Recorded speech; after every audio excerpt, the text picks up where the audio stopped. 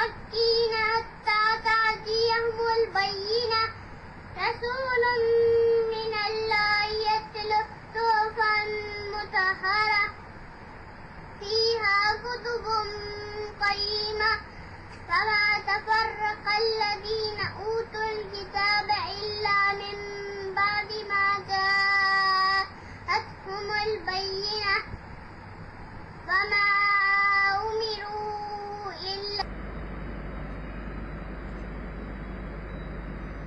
அத்தியாயம் 98 அல் பையினா தெளிவான அத்தாட்சி. வசனங்கள் 8. அளவற்ற அருளாளன் நிகரற்ற அன்புடையவனுமாகிய அல்லாஹ்வின் திருப்பெயரால் ஓதுகிறேன். இதனை நிராகரிக்கும் வேதத்தை உடையவர்களிலும் இணை வைத்து வணங்குபவர்களிலும் பலர் தங்களிடம் தெளிவான சான்று வரும் வரை யாதொரு தெளிவான சான்று வந்தால் இதனை பின்பற்ற வேண்டும் என்ற நன்னெண்ணத்திலிருந்து விலகாது உறுதியாகவே இருந்தனர். அவர்களிடம் வந்திருக்கும் தெளிவான சான்று என்னவென்றால், அவர்களுக்கு பரிசுத்தமான வேதங்களை ஓதி காண்பிக்கக்கூடிய அல்லாஹ்வினுடைய இந்த தூதர் தான். அவர் ஓதி காண்பிக்கும் அதில் நிலையான சட்ட திட்டங்களே வரையப்பட்டிருக்கின்றன.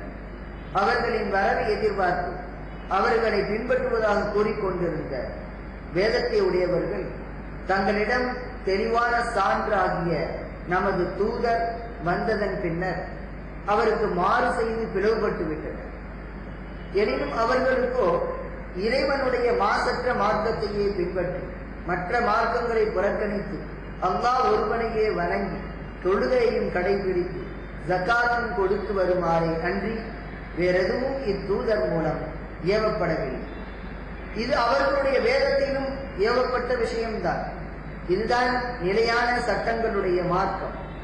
ஆகவே வேதத்தை உடையவர்களிலும் இணை வைத்து வணங்குபவர்களிலும் இந்த நபியின் வரவை எதிர்பார்த்திருந்தவர்களில் எவர்கள் அவர்களை நிராகரிக்கின்றார்களோ அவர்கள் நிச்சயமாக நரகத்தின் நெருப்பில் தான் இருப்பார்கள். அதில் அவர்கள் என்றென்றும் தங்கிவிடுவார்கள். இத்தகையவர்கள்தான் படைப்புகளில் மகா கெட்டவர்கள். ஆயினும் இந்த நபியின் வரவை எதிர்பார்த்திருந்தவர்களில் எவர்கள் அவரை நம்பிக்கை கொண்டு நற்செயல்கள் செய்கின்றார்களோ அவர்களே நிச்சயமாக படைப்புகளில் மிகச்சிறந்தவர்கள். அவர்களுடைய கூலி அவர்களின் இறைவனிடத்தில் உள்ள அதுல் என்னும் நிலையான சொர்க்கமாகும். அதில் நீரருவிகள் தொடர்ந்து ஓடிக்கொண்டே இருக்கும். என்றென்றும் அவர்கள் அதில் நிரந்தரமாக தங்கிவிடுவார்கள். அல்லாஹ்வும் அவர்களை பற்றி திருப்தி அடைவான், அவர்களும் அல்லாஹ்வை பற்றி திருப்தி அடைவார்கள். எவர் தம் இறைவனுக்கு பயப்படுகின்றாரோ அவருக்குத்தான் இத்தகைய பாக்கியம் கிடைக்கும். வாஹதாவான